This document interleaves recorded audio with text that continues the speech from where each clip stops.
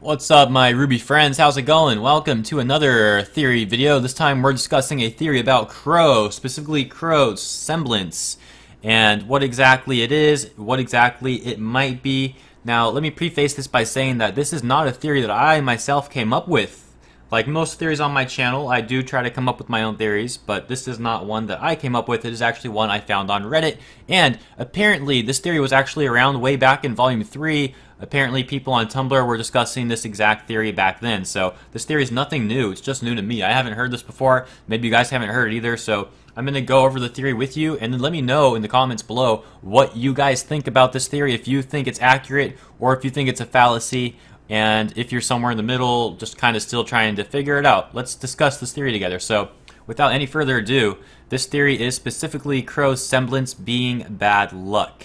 Now, that could be bad luck to his allies or bad luck to his enemies. Basically, bad luck to anybody who is specifically around him. Now, there is some very coincidental scenes that reinforce this theory.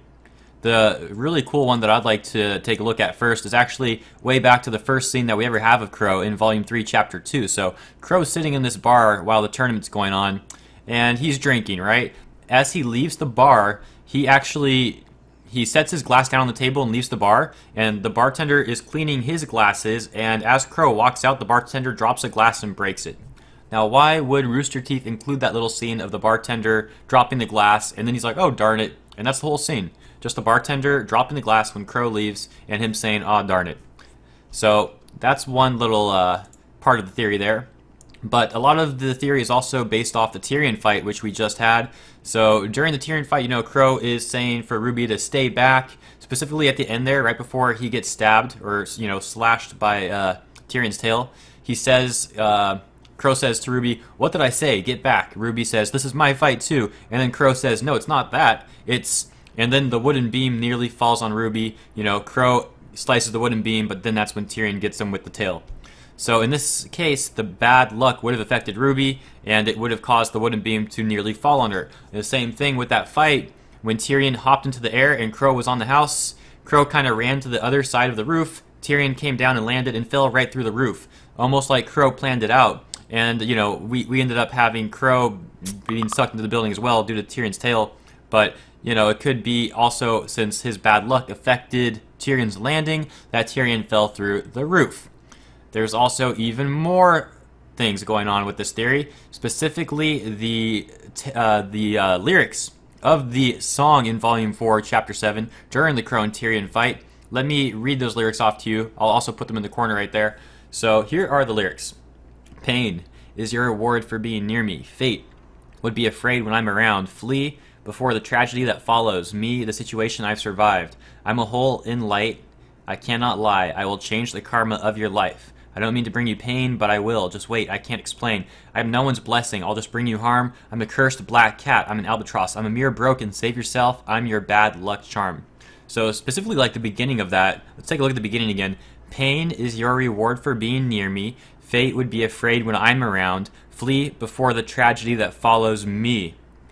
So that, you know, those first few texts there, lines of text, really do seem to imply that, you know, QROW has some sort of bad luck, and people around him have that bad luck affect them. So it's not like bad luck for him, it's like an aura of bad luck, you know what I mean? Pun intended there, aura of bad luck, right? Anyways, so I think this is a pretty interesting theory. There's definitely some merit to it. One big counter-argument that I could come up with for this theory is the fact that QROW was a teacher at, where was it, Haven? Or where was he a teacher? No, not Atlas. I think it was Haven Academy. Yeah, I'm pretty sure that's where it was. So QROW was a teacher there, and we know that QROW trained RWBY to use a scythe. So I think it's safe to assume that QROW was a weapons teacher or a combat teacher. In which case, if QROW's so nervous about RWBY being near him while he's fighting due to the bad luck, how could he ever train students? You know, if he's worried about people being around him, he's not going to be a teacher, specifically a weapons teacher, instructing people how to use a scythe, which Ozpin even stated is one of the most dangerous weapons in Remnant, the scythe. So to me, that's a pretty big hole in this theory, but like I said, there's also a lot of merit to this theory. Some other really cool scenes where QROW might have had some bad luck rubbing off on people around him is when RWBY and Yang and QROW are all playing video games. Crow actually ends up beating both the girls. He beats RWBY, he beats Yang. He actually wins the video game. I think there's a few other scenes there. Let me just scroll through my notes here.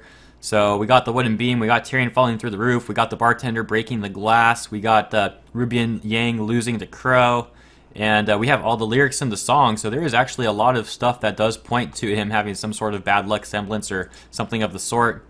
And I think that's really about it, just kind of scrolling through my notes here. So, yeah, I might be missing a scene or two, but I think I covered most of the areas where we had some like bad luck kind of rub off on Crow. And some other people were actually saying that, you know, part of the reason why he might have trailed so far away from Team Ranger, even though he's like following them and protecting them in Volume 4, is because he didn't want his bad luck to affect them. So rather than traveling like with them, he is kind of keeping his distance. Now, of course, you can counter-argue that by saying he just wants them to kind of do their own thing, and he didn't really want RWBY and Team Ranger to know that he was watching over them, because that would kind of maybe make them slack off or something. So, yeah, there are a lot of counter-arguments to this theory, but I think this theory also has a pretty good amount of evidence towards it being viable. So that's why I'm still in the middle. I'm still neutral. I'm still going to look at the evidence and figure it out. You know, I don't believe this theory. I don't not believe it. I'm totally neutral on it, still trying to form my opinion entirely, and I'd love to hear what you guys have to say about this theory as well. So really, that's all I have to say about it. Hope you guys enjoyed this one. I thought it was cool, just a quick little video to throw it your way if you haven't heard of this one, since it seems pretty interesting, and you know, we just had a good fight scene with Crow, so why not make a Crow theory video? Seemed like a good opportunity, like a good time, so that's really all I gotta say about that. I hope you guys enjoyed this video. If you did, please like, please subscribe, and please stay tuned for more content like that, because I'd love to see what you guys have to say about this RWBY stuff. It's always fun to discuss RWBY, and yeah, that's the end of the video. See you guys next time.